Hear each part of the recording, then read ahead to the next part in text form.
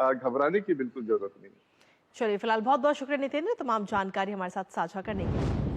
तो जिस तरीके से HMPV वायरस की अगर हम बात करें तो कुल मिलाकर अगर देखा जाए तो ज़्यादा घबराने की जरूरत नहीं, लेकिन सबसे ज़्यादा ज़रूरी है कि आप अपना बचाव रखें, अपने बच्चे का ज़रूर ध्यान रखें। लेकिन इसी के साथ ही चौथी महत्वपूर्ण खबर का रुख कर लेते हैं। दरअसल जिस पाकिस्तान ने दहशतगर्दों को पाला पोसा, जिस मुल्क ने आतंकियों को पनाह देकर भारत पर हमले करवाए, अब वही दहशतगर्द अब पाकिस्तान के लिए नासूर बनते जा रहे हैं, जिसका ताजा सबूत है पाकिस्तान के बलूचिस्तान में सेना के काफिले पर हुआ अटैक, जिसमें 47 सुरक्षा कर्मियों के मारे जाने की खबर है और साथ ही कई घायल भी बताए जा रहे हैं।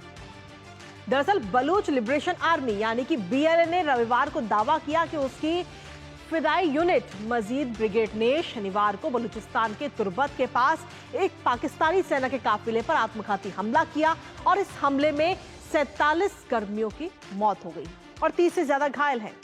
इस आत्मघाती हमले ने पाकिस्तान को बड़ी टेंशन दे दी है।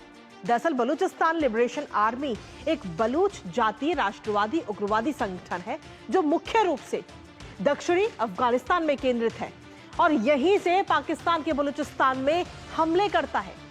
BLA का मकसद है बलूचिस्तान के पाकिस्तान से आजाद कराना और इसी पर करेंगे बात आज। लेकिन उससे पहले आपको ग्राफिक्स के जरिए दिखाते हैं कि BLA ने किस तरह पाक सैनिकों पर कहर बरपाया है।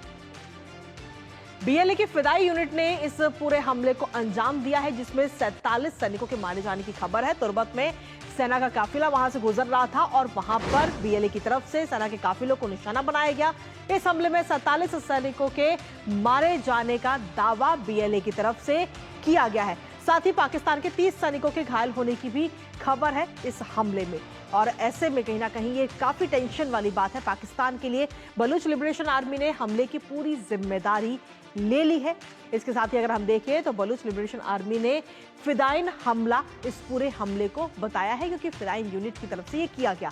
बलूचिस्तान में सुरक्षा बलों और अलगाववादियों के बीच संघर्ष लगातार जारी है और इससे पहले भी इस तरीके की खबरें सामने आई हैं। BLA की फिदाई यूनिट ने इस पूरे हमले को अंजाम दिया है। इसी पर करते हैं ताज़ा अपडेट, हमारे अपने सहयोगी से ले लेते हैं। इस वक्त हमारे साथ जुड़ रहे हैं हमारे सहयोगी मलिके। अगर देखा जाए तो जिस पाकिस्तान ने आतंकियों को पाला, भारत पर हमले कराए, अब वही पाकिस्तान इस वक्त टेंशन के दौर से गुजर रहा है।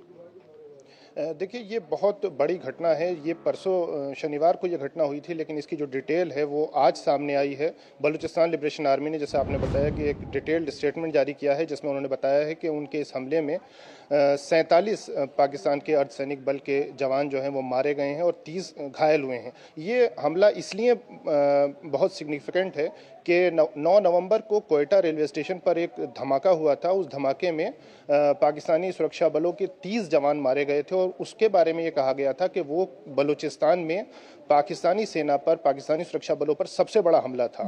और अब ये घटना जो जिस स्तर की है और जिस तरह का इसमें जानमाल का नुकसान बताया गया है, उससे लगता है कि ये बलूचिस्तान में पाकिस्तानी सेना पर, पाकिस्तानी सुरक्षा बलों पर अब तक का सबसे बड़ा हमला है। BLA ने उसके बारे में डिटेल बताई है। उन्होंने बताया है कि उनकी फिदाई यूनिट ने इस हमले को अंजाम दिया। 13 गाड़ियों का एक काफिला था, जिसमें 6 बसें थीं।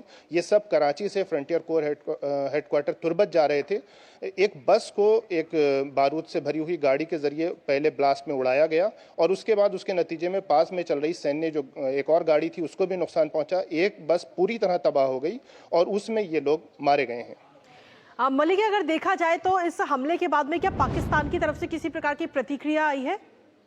देखिए, बलूचिस्तान में जिस तरह से पाकिस्तान के खिलाफ लगातार हम संघर्ष और एक आक्रोश देख रहे हैं हर स्तर पर, उसको लेके पाकिस्तान एक चुप्पी बनाए रहता है, क्योंकि वो बलूचिस्तान के संसाधनों की जिस तरह से चीन के साथ मिलकर लूट कर रहा है और मानवाधिकारों का हनन हो रहा है, इसको लेकर वो चुप है। लेकिन बलूचिस्तान लिबरेशन आर्मी ने पूरी स्टेटमेंट जारी किया है, पूरी जानकारी दी है कि कितने बड़े पैमाने पर उन्होंने इस कार्रवाई को अंजाम दिया है। चलिए, फिलहाल बहुत बहुत शुक्रिया मलिक, तमाम जानकारी और अपडेट्स हमारे साथ साझा करने के लिए। तो कुल मिलाकर अगर हम देखें तो पाकिस्तान के लिए मुश्किल भरे ये दिन है, क्योंकि BLA लगातार हमलों पर हमले करता हुआ नजर आ रहा है और इनकी भरपूर जिम्मेदारी भी ले रहा है। फिलहाल नजर हर खबर पर हमारी बनी रहेगी, लेकिन इसी के साथ फिलहाल न्यूज पंच मुझे हमारी टीम को दीजिए अनुमति। कल सुबह 10:30 बजे फिर होगी आपसे मुलाकात। तब तक के लिए नमस्कार।